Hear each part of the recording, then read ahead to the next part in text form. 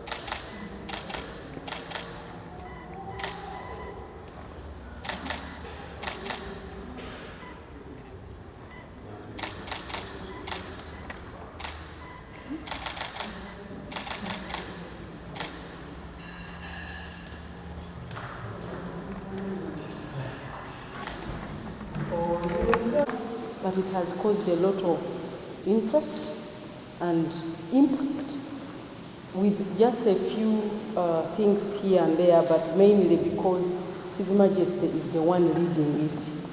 He has inspired men and boys. We have engaged youth, we have engaged students and pupils in schools, and the response and responsiveness is different from what has been happening with other people. So he gave me very few minutes, so I am trying to really summarize. But we are here because we know that when we come together as partners, when we come together with the resources that are needed, when we come together putting our heads and collaborate for issues like this, things move. I would like to thank UNFPA for the support so far. This campaign has gone a long way because of the support which you're giving us, especially with the making sure that the cultural institutions are oriented about the program and also capacity built to make sure that they can communicate and ask men to be at the forefront of this engagement. Madam Lisa, is it her name? Yes, Madam Lisa, when UNAIDS came here to do a presentation about this campaign, we were thinking we are going to focus on girls and maybe the women, the usual things. But His Majesty told us that for him he will not lead that campaign because in our culture, men are the pillars of the family and women are the roof. So we have to focus on the pillars because they are both the perpetrators and they are both the ones who are supposed to protect women. So that shift from the normal is what is bringing results. The men are taking this seriously and they are being inspired. What is remaining is for them to be empowered through things like helping them with live programs and also to make sure that the word continues to go out there. Our robust structures as a kingdom is one of our main game changer. The king guided that he needs constant engagement on the villages where the problem lies. It is not a matter of just saying we will go on TV or... We recognize the Kyabazinga's leadership in mobilizing men and boys through this campaign to support maternal health, the prevention of teenage pregnancies, and the fight against gender-based violence.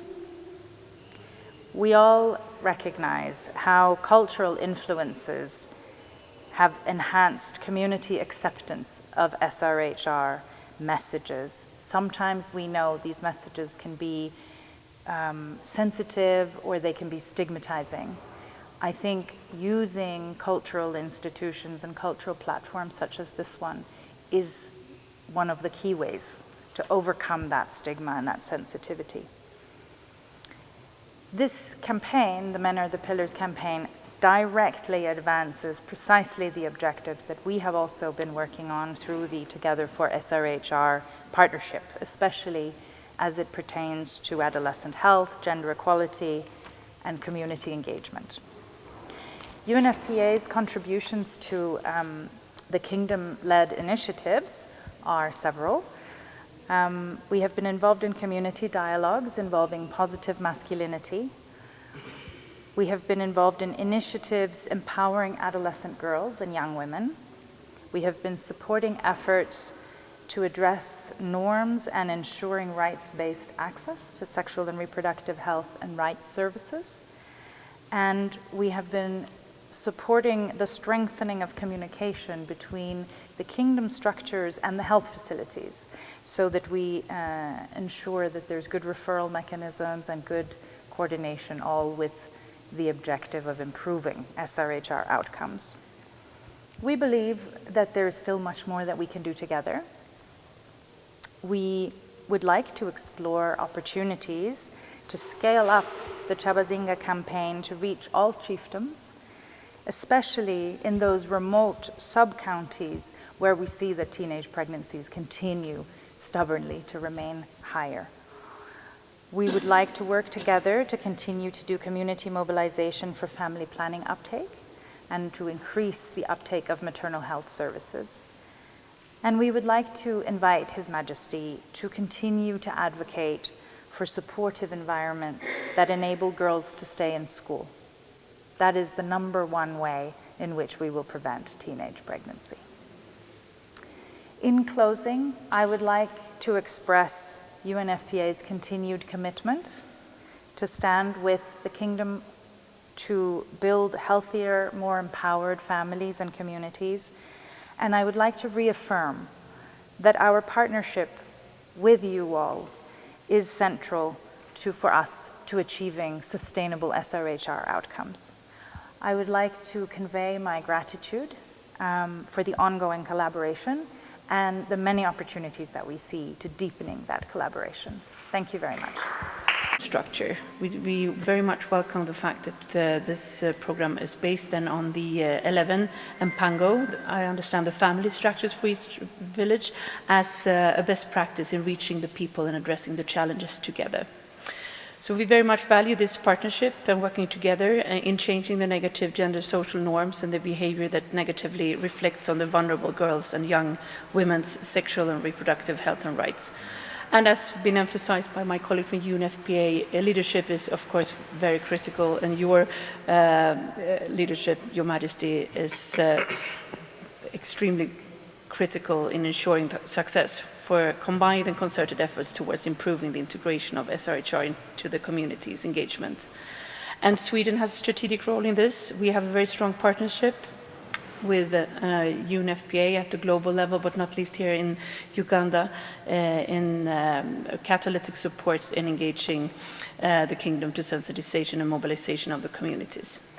So I think, to end, I think it's important now to sustain momentum in a challenging context. It's an urgency to sustain rights-based integrated approaches amid a shrinking physical space and donor transitions and a demographic pressure and climate-related shocks. So thanks again, Your Majesty, for receiving us. As a kingdom, we are an open door to development, especially with matters that concern community responsibility and the matter of helping our people live better lives. So when we see people of your nature coming in to join us, we are most delighted. Of course, one of the most burning issues, like mentioned before, is the early teenage pregnancies, which has become a big vice, especially among the young generation. Because as a kingdom, we have about 70% or so are youth and young children. And these are the leaders of tomorrow. Therefore, it is our responsibility to ensure that they are morally all right, and of course, being responsible citizens of this country and the entire world.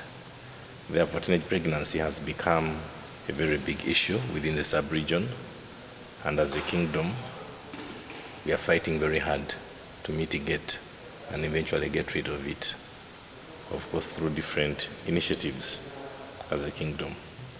Of course, one of the challenges we are having is the poor parenting, of course, from the children, and of course, them being unskilled. So when we see people like you coming in, we know we shall have good partnerships to bridge this gap.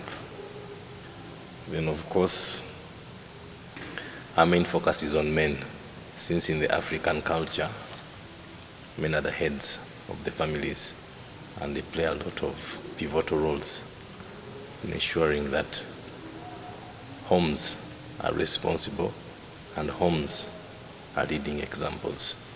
So we decided to take them as the center stage to ensure that they're the pillars of the families, because at the end of the day, this will ensure that the teenage pregnancies are mitigated in one or the other. That is why you said Abasoga, Abasada, Nempango. If you had it in the local language, it is the theme we are using, which has definitely gained momentum in all the local communities around, and we are ensuring that men are at the center stage of reducing teenage pregnancies at all levels. And we are pretty sure that when we partner with people like you, through doing different initiatives, we shall be in position to curb this vice. So therefore, our strategy is to mobilize them, especially the men, intensively, and focus on empowering them. Because we realize at the end of the day, this shall as well reduce on the poverty levels within the sub-region. So therefore, some of the initiatives that we believe can help, and we know that if we collaborate with you, we shall be in position to reduce the teenage pregnancy. We believe that if we train them and skill them and ensure that we have skilling centers, one, they shall be very productive, which will take a bit of their time. Secondly, they shall learn new skills, both semi-skilled and skilled. Thirdly, they shall be responsible as a community, and of course they shall be in position to as well help and give back to the different communities where they come from. Then of course we want to establish as a kingdom, through partnering with you, kingdom enterprises, being the fact that, given the fact that we are an agricultural sub-region, we know that through initiatives like poultry and other forms of farming, we can ensure that we improve the standards of living of the communities. We use the same avenues to ensure that we pass on the message through empowering the young women, through empowering the men, and of course through sensitizing them about the dangers of the early teenage pregnancies, which are one of the main factors and causes of poverty within the sub-region.